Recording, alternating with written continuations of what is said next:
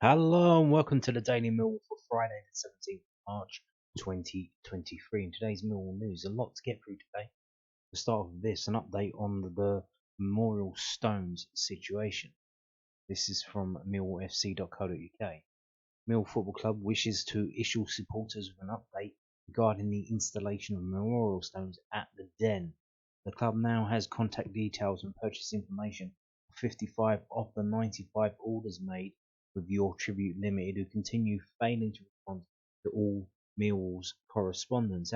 As outlined previously, it is vital that the remaining 40 supporters who made orders with Your Tribute contact the club as soon as possible, and ideally before next Friday the 24th of March. This should be via email to slo@millwallplc.com. Immediately after that date, the club will be placing an order with an alternative provider to produce and install the memorial stones in line with the prior purchase information supplied to Millwall so far.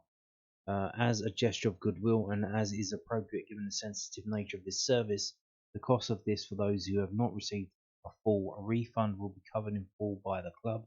New lead times will be communicated directly with fans who have outstanding orders. As mentioned in an earlier statement, supporters who have not yet contacted Your Tribute directly to request a refund following the non-delivery of their service should do so, as these obligations are governed by the contract between Your Tribute and each fan who ordered.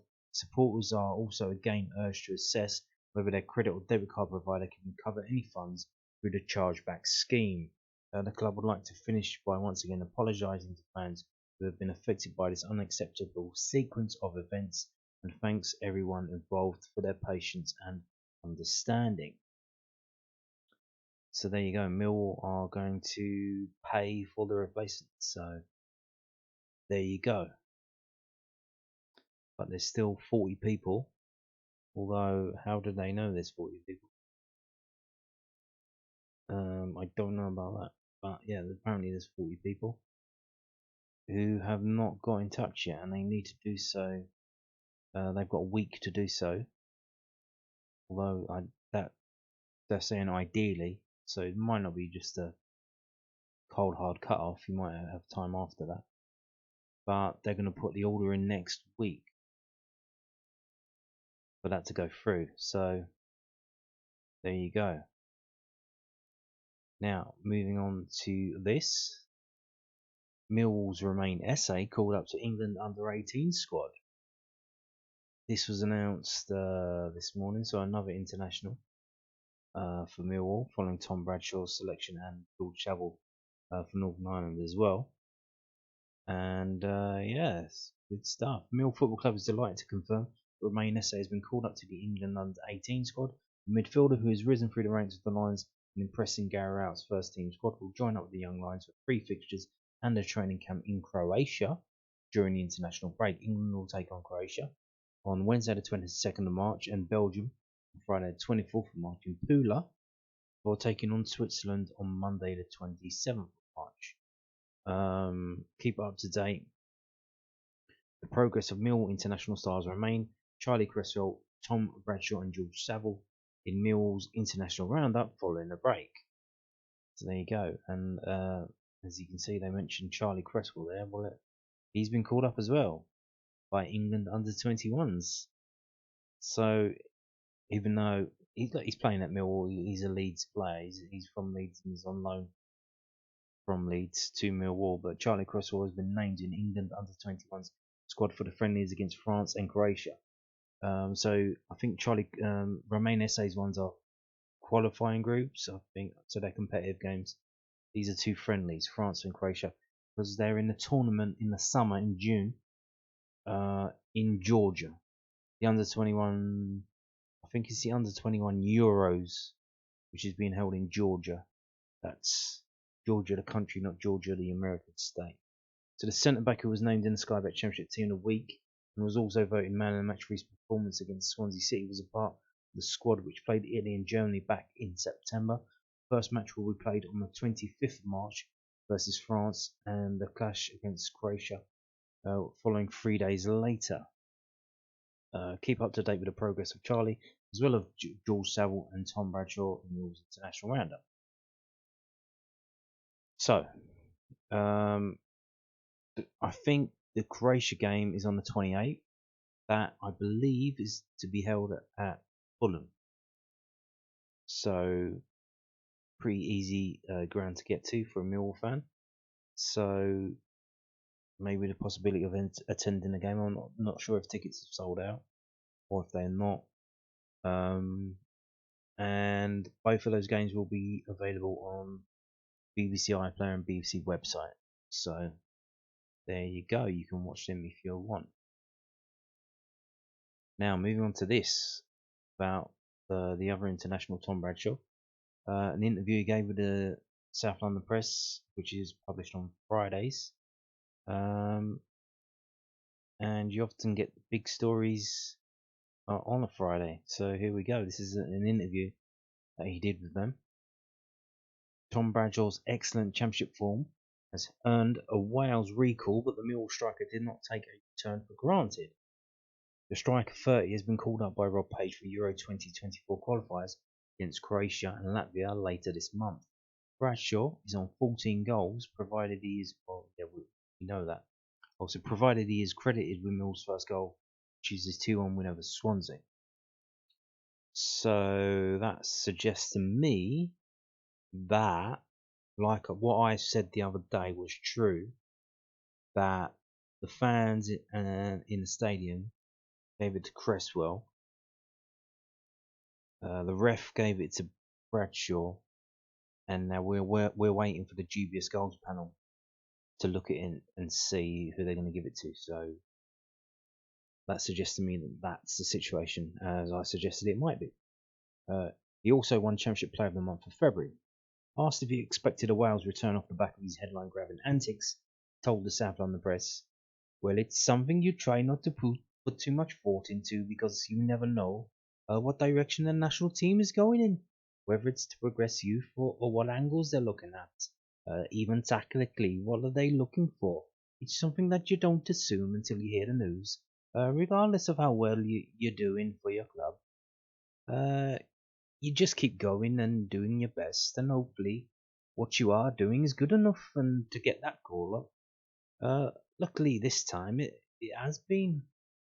The club got emailed and Gary, he called me and told me the news over the phone. He said massive congratulations.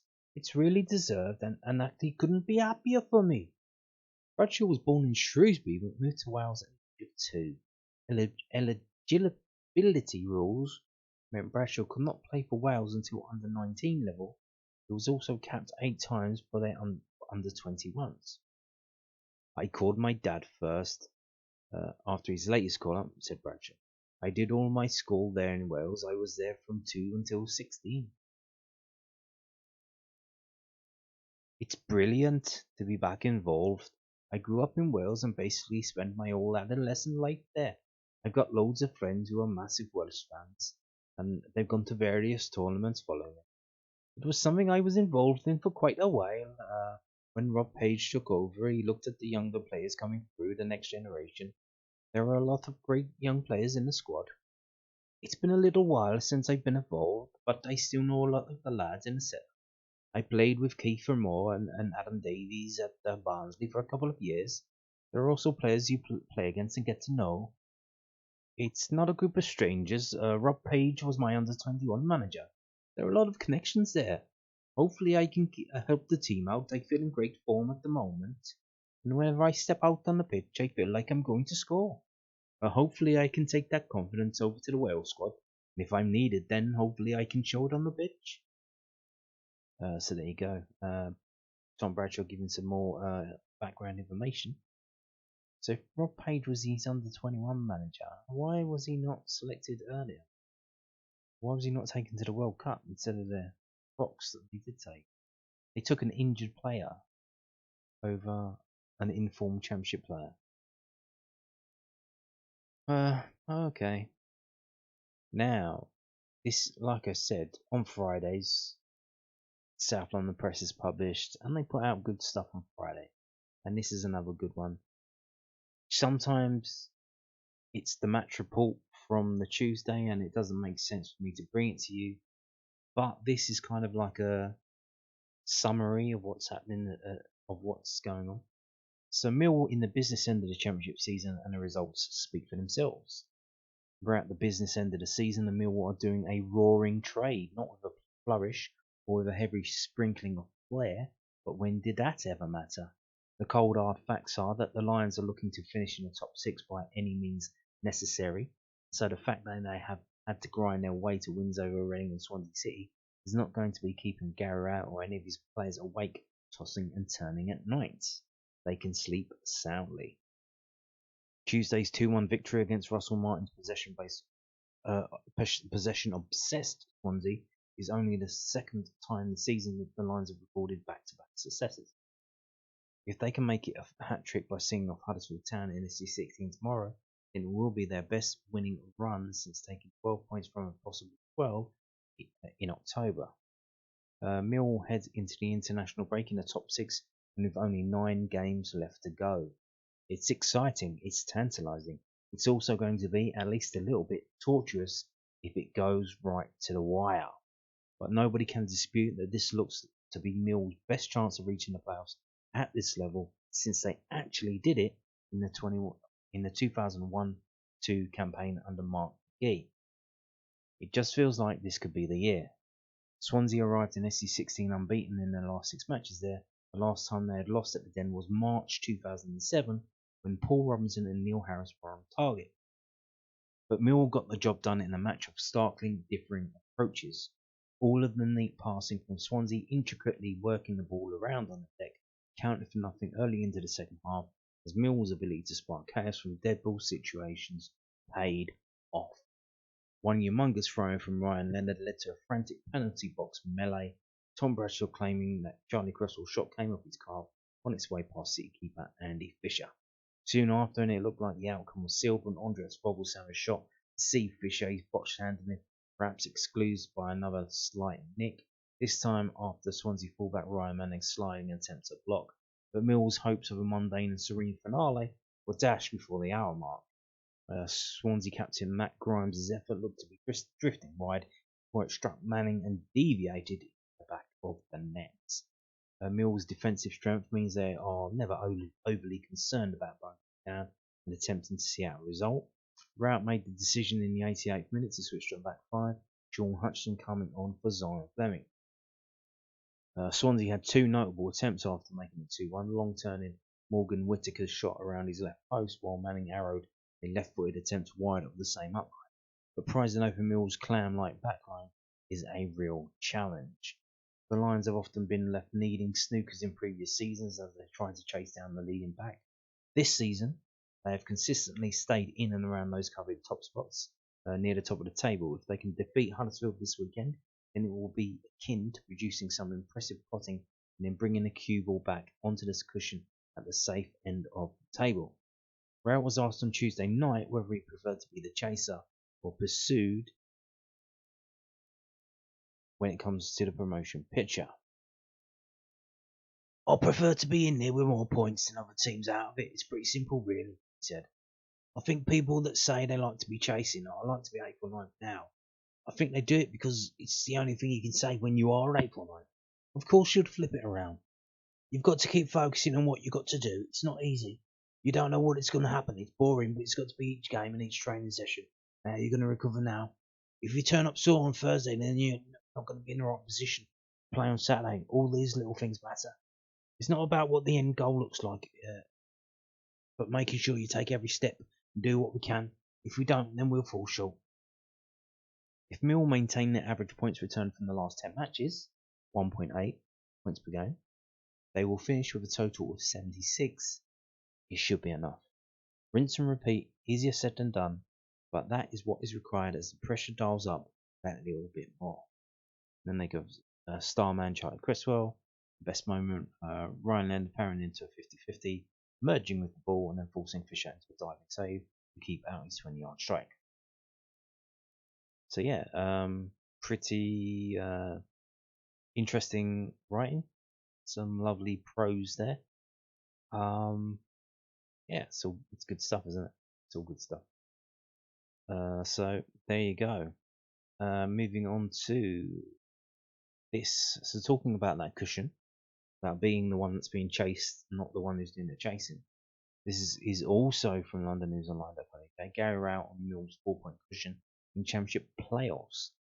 Gary Rowett is refusing to get carried away by his Mill side having a 4-point cushion in the Championship playoff zone. The Lions are bidding to make it 3 league wins on the spin when they take on Huddersfield Town at the Den tomorrow. Norwich City, West Bromwich Albion and Coventry City, the 3 clubs immediately below them, all drew their midweek fixtures. Millwall are guaranteed to be at least 6 heading into the international break, with only 8 matches left to go. I'd rather have a 4-point gap than not have a 4-point gap. It's only relevant when there's one game left. Rowett told the Southampton Press. That is true. There are 27 points to play for, and within 2 games, a 4-point gap can flip around against you. Just as I don't think anyone 4 points ahead of us is guaranteed to finish above us this season, I don't think being 4 points above Norwich and teams like West Brom in their position gives us any guarantee we will finish above them. Now, our focus is on Huddersfield. If we've got a 4-point gap going into the international break, great. But if we haven't, we haven't. Former Crystal Palace boss Neil Warnock, 74, came out of retirement last month to take the Huddersfield job on a short-term basis. We're coming up against a manager I think has won the most promotions in English football, said Rowett. So you'll be pretty stupid to focus on anything other than how we can try to win that game. My mindset has always been the same because I've been in this position several times in my managerial career. The second you start looking at the table and patting yourself on the back as a team is the second the results start going against you. You have to stay focused on what's got us in this position. It's that situation where the bullets are flying, metaphorically speaking, around your head. And you've got to stay calm. The speculation about points, the position in the league and the gap is all for fans to talk about down the pub or chatting to their mates about it on work or in YouTube videos. For us, this is our job. We've got to make sure we come in, do our job today equally as well as we did on Tuesday night or Saturday. As a manager, you're going to get asked these questions, but you can't sit there after a game and say the results were great for us. It almost feels like you're giving people motivation to say, okay, let's see how our results are like in the next game. I prefer not to talk about other teams. I don't think it's particularly relevant to us. Okay, fair enough. Understand, but what can I do, Gary? I've got to speak about something.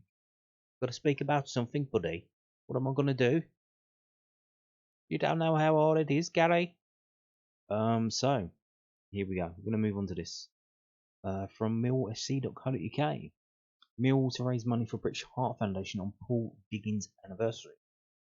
Yes, and interestingly, they have put up a signed Steve Morison shirt from the 2016-17 playoff final, which was made by Area, the company that we may be going back to next season or in the summer. So if you want to win this shirt, Millwall Football Club is holding a raffle in aid of the British Heart Foundation on the first anniversary of the death of Paul Jiggins. Paul, a lifelong Lions fan, was an integral part of the Lions podcast Wall Talk and also experienced a long and distinguished career in football journalism, most notably with the Sun newspaper.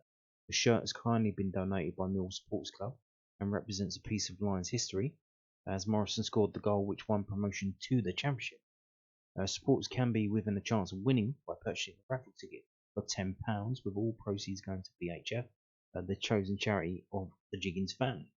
You can enter the raffle here, and it says the raffle ends at 1 p.m. on Friday the 31st of March 2023, or when the last ticket is sold, so whichever comes sooner. So I don't know. I did have a go on that link, and it doesn't say how many tickets they've got. So, but they're only £10. So we'll see what that does. And there, there's a better picture there. It's got it's framed. It's got pictures and a note in it as well. So there you go, getting that for 10 quid. I wonder if it's been washed or if you took it out of the frame and gave it a sniff, you'll be able to smell the disappointment of Steve Morison because you ruined his day. Only joking. I know a lot of fans. Not a big fan of Steve Morison after his comments in the pitch invasion. That's fine. Moving on. Let's start talking about the game coming up. So the Huddersfield game. against Huddersfield Town. Mills celebrate Dockers Day against Huddersfield Town tomorrow. So I don't know if this was pre-planned or what, if they just last minute thing. If they're realising they haven't done it yet this season, and there's only like a few home games left to go, and they thought, well, really, let's do it in this game. I don't know. Millwall Football Club will celebrate the return of popular Dockers Day this weekend as the Lions take on Huddersfield Town and the Sky Bet Championship kick off 3 p.m. The Dockers Day reminisces on the heritage and roots of the Lions, with a host of Dockers and former players to be present in the SC16 this weekend. Ahead of kick-off, supporters will be able to meet former Dockers and the following list of players at Den Memorial Garden from 2 p.m. So here we go. These are the names: Dave Martin, Dave Memmott, Phil Coleman, Ian Gale, Chris Dibble, Alan McKenna, John Helps, Andy Massey, David Payne, Tony Dark, Paul Roberts, Dave Hockley, Paul Robinson, which one? And Peter Glesher. So there you go. Following that, Terry Brisley and Barry Rowan will welcome those above to pitchside for the presentation of medals before everyone heads to their seats at the beginning of the game. We hope you all have a great day, guys. So there you go. If you want, I think, it says supporters will be able to meet former Dockers in the following list of players from the Memorial Garden from 2. So you've got from 2 to 3. That gives you an incentive to get down early to have a chat and mingle with these players, I guess. If any of these ring your bell and you want to have a little chat with them about playing for Millwall and you being in the stands at the Old Den, there you go. Now's your chance. Now, also regarding tomorrow's Huddersfield Town, here we go again. Here we go again. The selling of the shirts on Match Worn Shirt. Tomorrow's shirts will be sold there. They will be auctioned off. So match worn shirts from Millwall's game with Huddersfield Town are up for auction with Match Worn Shirt. Supporters can bid on the shirts worn by the starting 11 and substitutes from the fixture against the Terriers, with bidding beginning at 3 p.m. on Saturday afternoon. To view the shirts and to make your bid, please click on the link below from kickoff. So it's not open yet. Auctions close at 2 p.m. on Saturday the 20th of March. You're going to have a week, literally a full 7 days. And that's obviously at matchwornshirt.com. And then just search for Millwall, find your way there. During a game. So as soon as someone has a hat trick, you can put a bid in. I guess if you think someone's going to come off the bench, put a bid in. But like, if someone can still come in. I think most bids, people know how to bid now with eBay and all that stuff. That literally, when you bid, it doesn't matter at the start, it matters at the end. They call it, was it sniping? Bid sniping or whatever it is. You come in right at the end with a bid that's just above what the last person bid. And then boom, that's it. You win it, they don't. So there you go. But yeah, the shirts are up tomorrow. Now, ticket office. Obviously, bit of a busy day tomorrow. So there's been some jiggery-pokery with what the ticket offices are doing. So Mills take on Huddersfield Town in Sky Bet Championship on Saturday afternoon, kick-off 3 p.m. in front of a large Den crowd. The Lions have issued the following ticket and advice to supporters attending NC16 this weekend to ensure that everyone is aware of which areas will house certain inquiries and to also ensure that all the fans are inside of the stadium for kick-off. The main ticket office, Huddersfield Town purchases, so match day purchases. If you're buying for West Brom away, I guess they're still available. They haven't sold out. If you're a member and you just a general member with points below, you can go to Windows 9 and 10 and buy a ticket for that. If you're buying a ticket for Luton Town, which is the week after, and that's on Good Friday, which is also going to be on Sky. They've moved it to a 12 o'clock kickoff, 12:30. You do that. I guess that's at the main ticket office. Any window, or I guess it's Windows 1 to 8. I don't know why they didn't put 1 to 8 rather than nothing next to them. And if you're buying a season ticket in cold hard cash, Also, main ticket office ticket windows 1 to 8. The Cold Blow Lane ticket office. Collections for West Brom. Collections for Luton Town. You can still buy match day tickets for tomorrow's game there. And you can buy Luton Town tickets. And you can also buy season tickets there. If you go to the collection window, the collection window is only for collections for Huddersfield Town.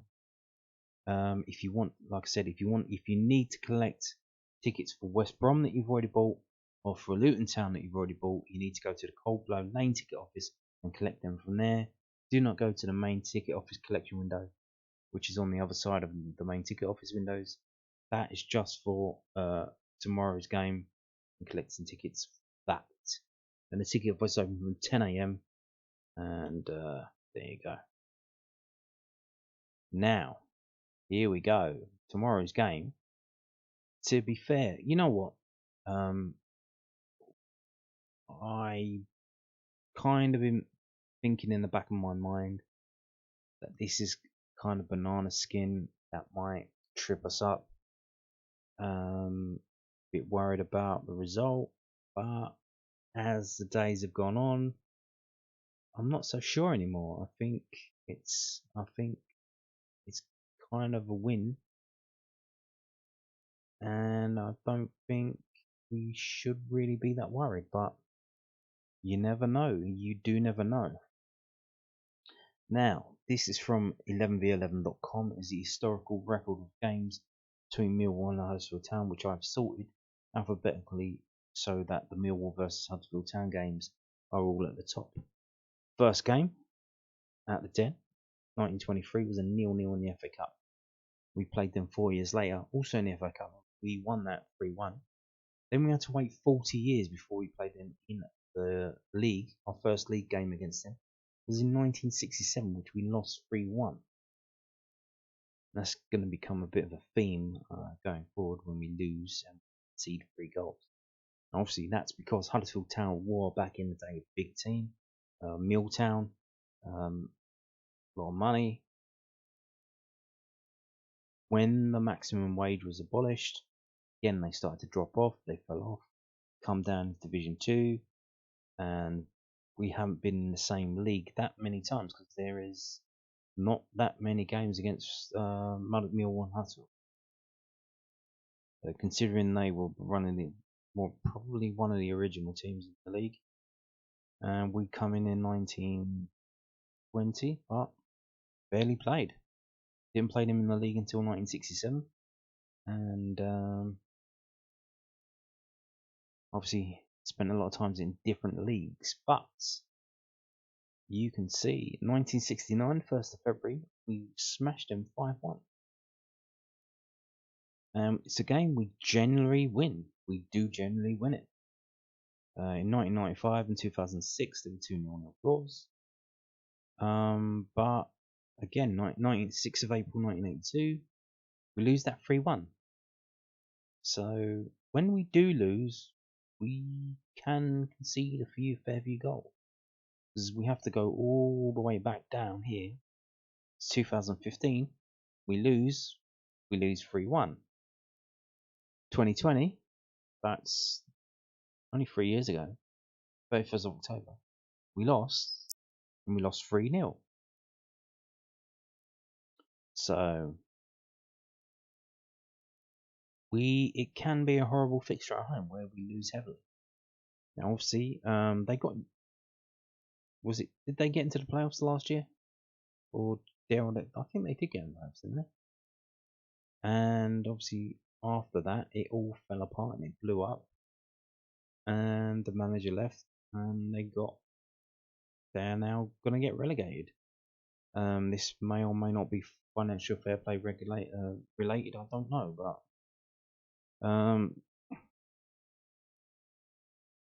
does seem a bit weird that it fell apart so quickly. But so obviously last time out, we beat them 2-0. That was in March as well. That's 16th of March, nearly a whole year ago. Only 2 days out, we beat them 2-0. And like I said, it is a game that when we do lose it, we could concede up to 3 goals. We haven't conceded more than 3 goals at home against them. But in terms of scoring more than 3 goals against them, it is a game that we can occasionally win big wins, which is kind of weird. Maybe it's the journey down. Don't know. But here we go. July 2020, during the COVID season, we won 4-1. 2012, won 4-0. 1988, obviously, March 1988, so that would have been chasing promotion, trying to win the league to get promoted to the top division. We won 4-1. Not only that, but look at the date, 19th of March. Hello, omen or what?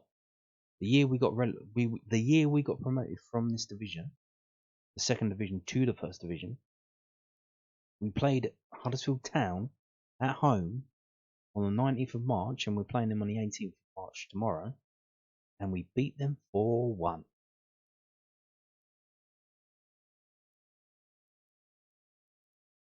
(1986), beating them 4-0. And obviously that first, going back, 1969, beating them 5-1. So it's a game where we lose by conceding 3 goals about 4 times, and we've smashed them a fair few times as well. And not many draws either. Only 2 draws, no 3. Yeah, 3 draws, and they were all 0-0s. So what way could it go? Are we going to get the manager parking the bus? Is the Huddersfield Town manager going to park the bus? Is he going to try and get out of here with a point and maybe like keep it tight, try and nick one from a set piece? Is he going to try and come at us? And if we come at them and score, then he's going to park the bus, because goal difference could be very important in terms of trying to stay up. I don't know, but it does seem a very interesting fixture that may or may not go either way. Now, let's have a look. Is it this one? Yeah, it is. This is from whoscored.com.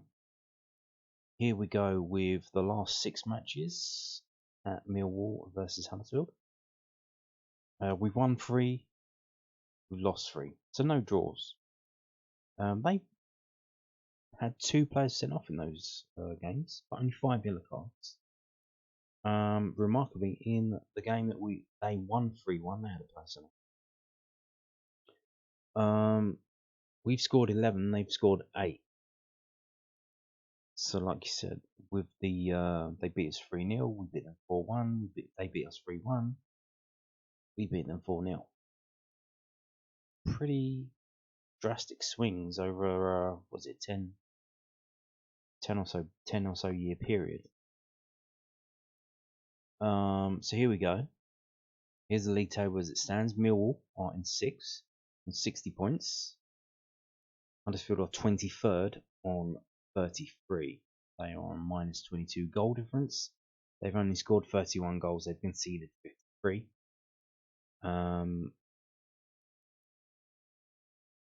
They've won 8 games and drawn 9. If we go on home records, Millwall are 5th, losing 3, only scoring 29, conceding 16. Not bad, but we did lose against Norwich 3-2. And Norwich, their attempts on goal were very few, but they scored 3 goals. So we don't want that to happen against Huddersfield. In terms of away form, Huddersfield are the worst away team in the league. In the last 6 games, the best they've done is a 2-2 draw at Blackpool, which is a fellow relegation primed candidate. I believe they're still in the relegation zone with Wigan and Huddersfield. and that might become permanent because I believe Wigan have a pending looming points deduction as they're struggling to pay their players on time. So this is the results. They went to West Brom and lost 1-0. They went to Burnley, lost 4-0. They went to Stoke and lost 3-0. So they went to Wigan and lost 1-0. So 2 1-0 losses and 2 big heavy losses. So which way is it going to be for Millwall? Is it going to be the 1-0? Or is it going to be the 4-0? Interesting. Decisions. Let's have a look at the form overall. So 18th in form overall, which is better than the sitting in the table. We are 8th in form, 3 wins, 2 draws, 1 defeat. So yeah, but look at the last. So in form, Huddersfield in the last 6 games, obviously they've won 1, drawn 2, lost 3. This is home and away, so obviously they beat Birmingham at home. They drew 0-0 with Bristol City at home, and they drew 1-1 with Norwich at home. And apparently they didn't have a shot on target in that game. That was an own goal that scored, a bit like what Swansea did to us. Shot off target is someone and win in. But again, only scored 3 goals in 6 games, the last 6 games. You would think that if they come up against Millwall with their defence, which is doing very well this season, they ain't gonna get much more than that, are they? They shouldn't. If they can only score 3 goals in 6 games, but there you go. That's not what this league is about. This championship is a very weird league. So let's sort this home form, away form. Obviously, here we go. Look at this. The last 6 games at home for Millwall, they have not kept a clean sheet. Is that worrying? Not really, because we've played some very good teams. We've played a hell of a lot of good teams. And we got some very good results out of those games. The last 6 home games been against Swansea, against Norwich, against Burnley, against Sheffield United, against Sunderland, and against Sheffield United again in the FA Cup, which we failed to score in, and we lost 2-0. But all the other games we've scored, but we've also haven't kept a clean sheet. We conceded 2 against Sheffield United, and we conceded 3 against Norwich. So, are we going to see a return of the clean sheet tomorrow? Huddersfield failed to score away in West Bromwich game, the Burnley game, the Stoke game, the Wigan game, the Coventry game. They scored 2 against Blackpool, who had a player sent off, and are also as shit as them. Looking at this, you got to think it's got to be one way, innit? It can't go the other way. It's only gonna be one result here. Look at that. Look at the strengths and the weaknesses. The styles. Match forecast. Millwall will steal the ball from the opposition often. Millwall stray offside often. Millwall will control the game in the opposition's half. All likely according to this. Okay, so let's have a look at the match facts on the right hand side. Now we'll come to 5 bets. Betting numbers from Bet365. That's just what it is. I'm not promoting that. Mill have seen under 2.5 goals in their last 4 matches against Huddersfield in all competitions. That includes home and away. Huddersfield have failed to win 12 of the last 13 matches. Failed to win. So they haven't won in the last 12 games in the championship. Or they failed to win 12. But they've only won 1 in 30 matches. 1 in 30 matches. They have been under 2.5 goals scored in Huddersfield's last 3 games. So that suggests that the new manager is doing a bit of defending. So is he going to be parking the bus, and can we break down that bus? Can we smash down the bus windows and get the goals that we need? And again, if we do score early, and it does look like we could be running away with it in terms of play. Scoring goals is going to be vital in overturning the goal difference ratios between us and the other teams at the top, namely Luton, who are quite easily within reach. They're like 3 goals better than us. So, prediction time. What do they reckon? This is also from whoscored.com. So a lot of players out. Interestingly, Millwall put on their Twitter today a picture of Billy Mitchell running on the training pitch. He is back training, so doubt he'll be featured in on the bench tomorrow, but that's not a problem. He can come back in a week. That'll be fine. So here we go. They reckon Gary Rowett will name an unchanged starting 11. Well, I certainly hope he doesn't, because that we've had 3 games in 8 days. Please do not do that. That is insane. Please freshen it up. I know it's a last push, that the players are going to have 14 days off, or most of them are. Well, there's going to be 14 days before the next Millwall game. Please do make some changes. Now, prediction. Goals from Tom Bradshaw and Andres Vogelsang proved enough to earn Millwall all 3 points in midweek as the Lions edged past Swansea. Gary Rowett's men are now 4 points clear of Norwich in the battle for 6th place. A second half Grant and Leone goal earned Huddersfield a point against the talented Norwich side on Wednesday night. Terriers are, however, winless in 5 league games and will likely taste defeat on their trip to the Den this weekend. And they predict Millwall 2, Huddersfield 0. That will be good as well. That will be good. Now, moving on to skysports.com and their prediction. What do they think? Let's have a look.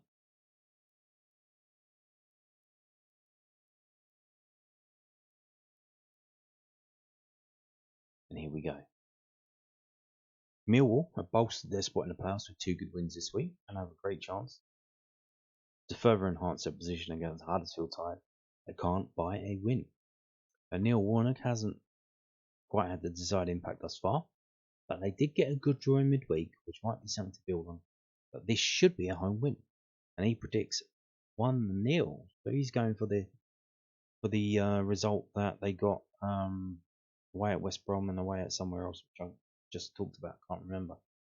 So he's going for the tight game that's going to be just edged by Millwall.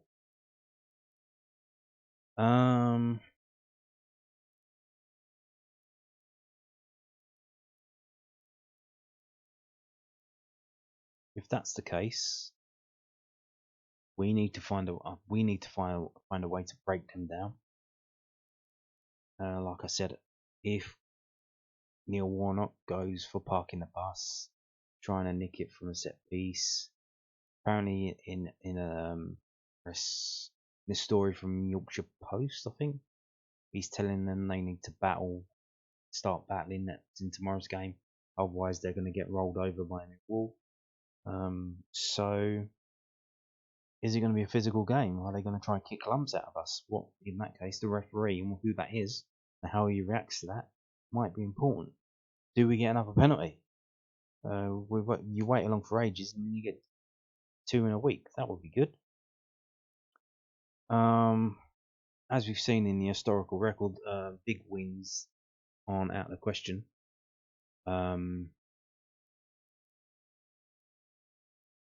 You've got to back the big win, haven't you? You've got to back the big win. If we can score in the first half, at least one. Like I said, I think they're going to try and park the bus. If they park the bus and then be a bit stupid with the physicality, that could lead to a penalty. Could lead to a lot of free kicks and stuff like that. Not that we're very good with free kicks, but yeah. In terms of predictions and what I'm going to predict, I'm going to go for it. I'm going to say 4-0. I think it's going to be Millwall 4, Huddersfield 0. just like it has been throughout history many times, including well, it was 4-1, was it? Including on that date, almost to the day in 1988, we beat them 4-1. Of course, a lot of omens going back to that season when we won promotion from this league that we're in now, in the second division. Beating Huddersfield 4-1, but I'm going to say 4-0. So I'm going to go for 4-0. So there you go. And on that note, thank you for watching, and